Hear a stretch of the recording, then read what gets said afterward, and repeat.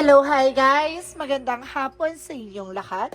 This is Gino Rodriguez from my Sagari channel, a faith healer o Zumata reader. So ngayong hapon na to, tingnan natin ang nagsasabihin sa'yo ng ating mga gabay. So this is special gabay for the month of February, 6 hanggang February 12 for the sign of Gemini. So, Gemini, welcome to my channel. Ano kayang messages, advices, ng spirit guides ang ating masasaga for today's video? Kano naman kayang energy or kaganapan sa buhay ng mga Gemini ang ating mahagilap. So guys, this reading is a general reading lamang, hindi lahat makaka-resonate. Kunin lamang po makaka-relate sa inyo and comment down below kung kaninong energy ang ating nasagap. And of course, don't forget to like and subscribe my channel and hit the notification bell for more videos update. And of course, maraming salamat po sa mga walang sawang magsuporta sa akin channel. Lalo na yung hindi nag-skip ng ads. Naway pagpalagi ng Diyos at may kapal. Siksik liglig na gawa pa mabiyay man ng balik sa inyo. And of course, maraming salamat sa mag-share ng aking video sa namang uri ng social media platforms. Maraming salamat po. So guys, umpisa na natin ha. Natatawa lang ako ng very light kasi ang nanay ko ay dumadaldal. Charis. So, ito na, di ba? Umpisa na natin ang laban for the sign of Gemini.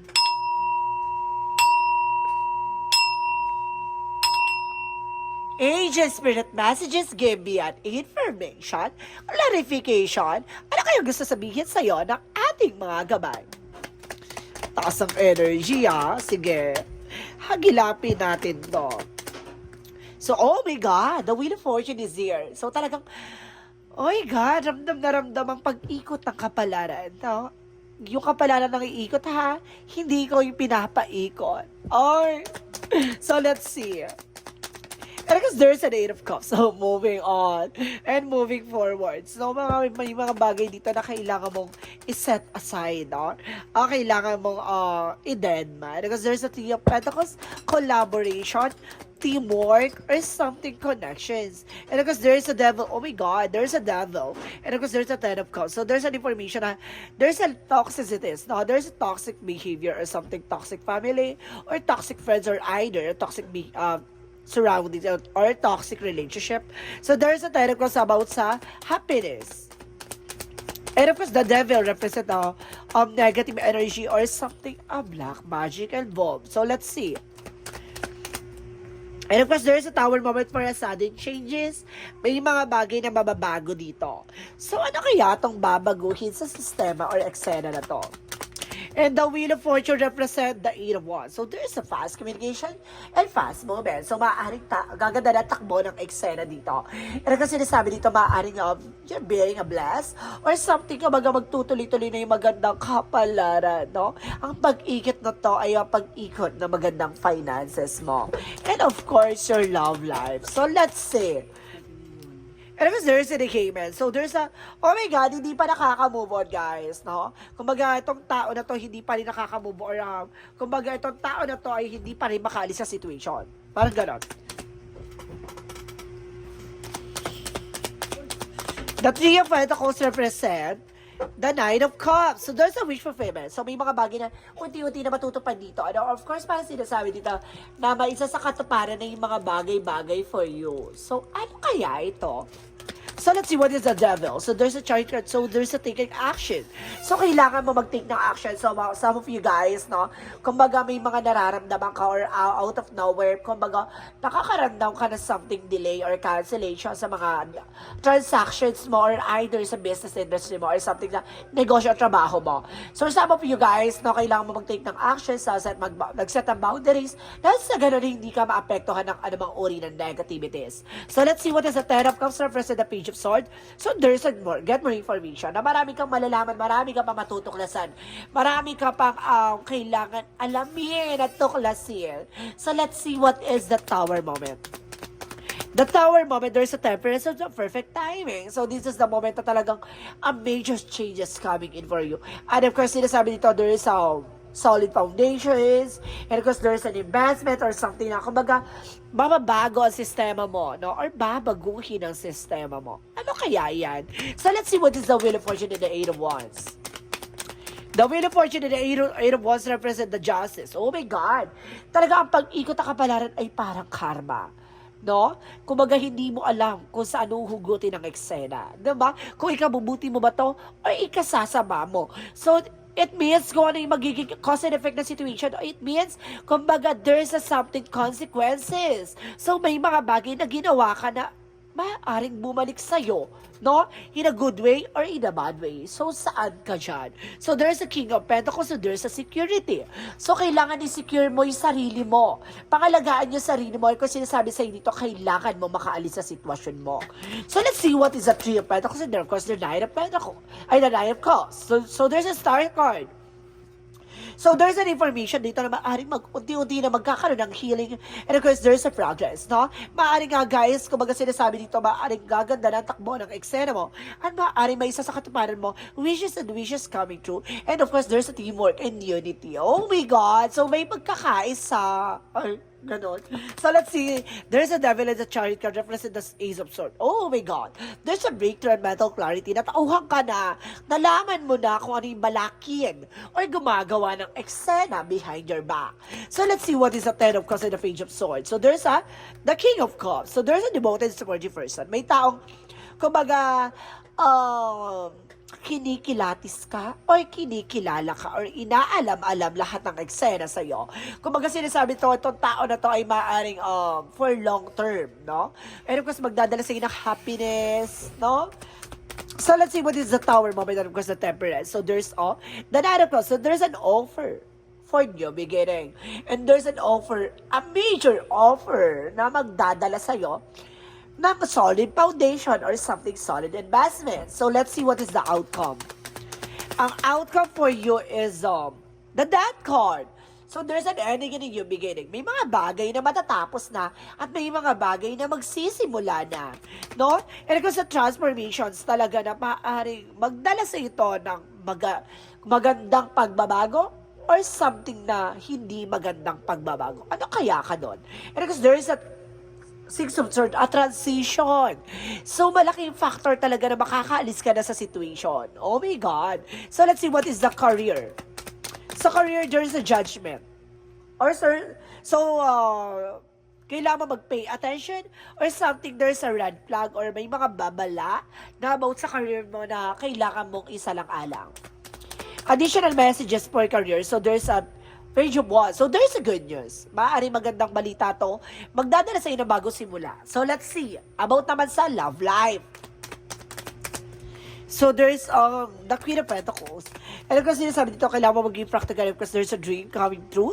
Maaari kailangan mo ng practical sa inyong relasyon. And of course, there's a dreams and something, a revelation.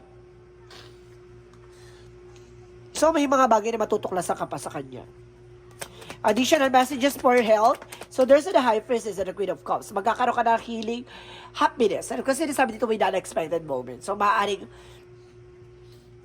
mystery or something information na parang hindi mo na-expect na gagaling ka sa anumang uri ng karamdaman mo. Oh my God, miracles. Miracles is here. So, let's see what is the magical fairy messages.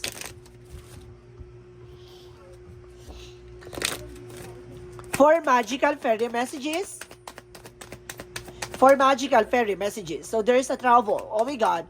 May travel ka talaga, guys, no? Pero kung sinasabi dito, there's let go. So, there's a let go. So, kailangan mo nang kumawala. At kailangan mo nang kumawala. At kailangan mo nang kumawala. Charis. So, kailangan mo nang umalis sa situation, ha? So, let's see what is Archangel Michael messages. Guarded and protected. So, you are being guarded or protected or kailangan mong gabayan or kailangan mong protektahan. And kung sinasabi dito, there's it's time to leave the unhealthy situation. So, kailangan mo na makawala sa hindi magandang sitwasyon. Oh my God. There's a possible talaga na may sitwasyon ka dyan na kailangan mo nang umalis. So, let's see what is the Monsology. So, there's balance, spiritual, and practicality. So, kailangan mo maging balance, and it's time to take an action. So, ito na yung oras para makalis ka na sa sitwasyon. Or kailangan mo nang gumawa ng action. And because there is a work through your fears. Kailangan mo na labanan ng takot at pangamba mo. No? Kailangan mo na maging matapang this time. So, let's see what is the chakra messages. For the chakra, there's a mysticism. May misteryo. Maraming eksena na hindi mo pa natutuklasan. Or may mga bagay na hindi mo pa nakalalaman. So, there's a recovery. Kung baga sinasabi dito, makaka-recover ka na sa lahat ng aspeto. So, let's see what is additional messages. So, there's a dolphin. No? Enjoy your life from the fullest. And there's a selenite for spiritual activation. May mga bagay na parang mag-activate sa'yo about sa spirituality na parang, ay, natauhan ako, parang nalaman ko yun, ay, parang gano'n, parang, kumbaga unti-unti kan, kumbaga na siya shock sa mga eksena, gano'n. Kumbaga unti-unti mo nalalaman na, kaya pala ganito, kaya pala ganyan, may nararamdaman ako something kakaiba, or either, parang nanganaginip ako na, may ibig sabihin pala yun. And there's a journey, so there's a travel, guys, talaga, there's a travel ulit. May travel ka talaga. So, let's see what is the romance angels. So, there is a healing family issue. So, magkakaroon ka talaga ng healing family issue. Dito, nagkaroon ng problema sa pamilya. And of course, there's a passion. So, ngayon, kumbaga, ipakita mo yung gandang hindi nila inakala. Diba? Yung mga bagay na, kumbaga, ginudge ka nila sa mga bagay-bagay. Kumbaga ngayon, kumbaga ipakita mo sa kanila kung ano ba yung talagang katangian mo. Additional messages. And there's a patience. So, kailangan mong habaan ng pasensya mo, ha?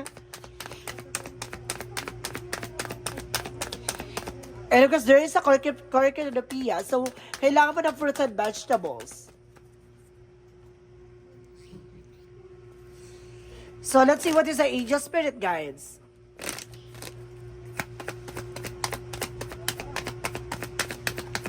Discipline. So, kailangan mo rin na disiplina, ha? And of course, there is a courage. Kailangan mong labanan ng takot at pangamba mo. Have confidence sa kung ano man ang ginagawa mo. So, let's see what is Archangel Raphael. Archangel Raphael messages. And there is a change position. So, kailangan mo second option, no? So, let's see what is additional messages. So, there's a portal. So, some of you, no, kung magbubukas sa iba na bagong eksena or pintuan na oportunidad, no? There's a reward efforts. And there's a empathy by star seed. So, may mga bagay na hindi pa para sa'yo. May mga bagay na para sa'yo na, no? Additional messages for angel spirit guides. So, there's an energy healing. So, kailangan nyo ng energy healing, ha? Kailangan nyo magpagamot or magpagaling kasi there's a devil dito. There's a support. Sinusuportahan ka ng ating angel spirit guides. Kaya ka hindi makaalis sa sitwasyon ni naharang. Kaya ka na dyan sa part na yan. Kaya ka na, kumbaga nahihirapan. So, there's a spiritual teacher. So, kailangan mo ng albularyo. So, let's see what is the angel's answer. What is the angel's answer?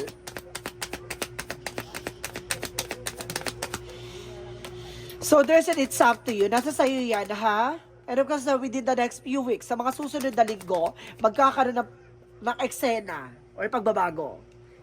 And there's a take action. See?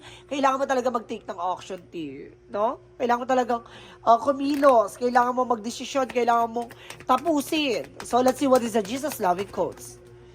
Well done, do good and faithful servant. So, kailangan mo magtiwala at maniwala, no? So, let's see what is the angel's number.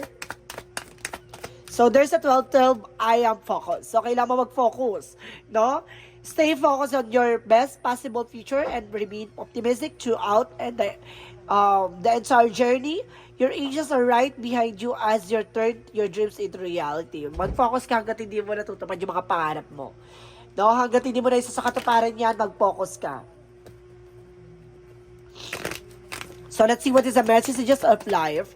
So, there's an everything changes. So, sinasabi dito, a soft right radiates from my heart, it illuminates that around me and transform every situation I encounter.